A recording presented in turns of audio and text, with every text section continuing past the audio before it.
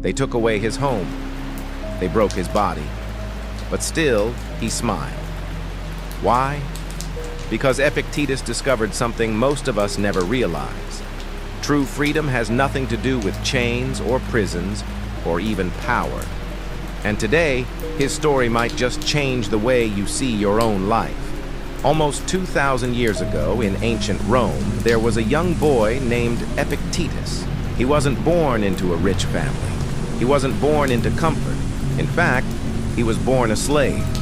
Imagine that for a moment. From the very beginning, your life does not belong to you. Every day, you wake up not knowing if you'll be treated kindly or cruelly. Your dreams don't matter. Your voice doesn't matter. This was the life of young Epictetus. His master owned him. He was ordered around like an object. And yet, in those quiet moments when he was alone, he began to ask himself, can they really own me? Can they really own my mind, my thoughts, my soul? One day, his master decided to test him. Epictetus had a weak leg. It caused him pain. But that didn't matter to his master. With a cruel laugh, the master twisted his leg harder and harder, ignoring the boy's cries. Epictetus calmly said, "If you keep twisting it, you will break it." The master kept going, and yes, the leg broke. From that day, Epictetus walked with a limp for the rest of his life. But here's the strange part. He didn't cry. He didn't curse his master. He didn't fall into despair.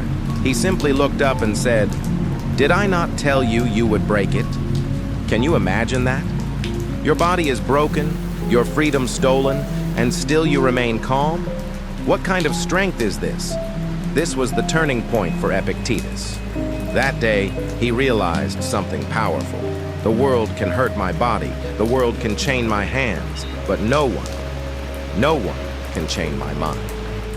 That was his discovery. And from that moment on, he lived by a simple rule. Some things are in my control, and some things are not. Think about that. He could not control his master. He could not control his broken leg. He could not control the cruelty of the world. But he could control his thoughts. He could control his attitude. He could choose how to respond. That, to him, was the real key to freedom. Years later, Epictetus was finally free. But instead of chasing wealth or revenge, he became a teacher. Students came from everywhere to learn from him. Not because he was rich, not because he was powerful, but because he lived with a peace no one could take away.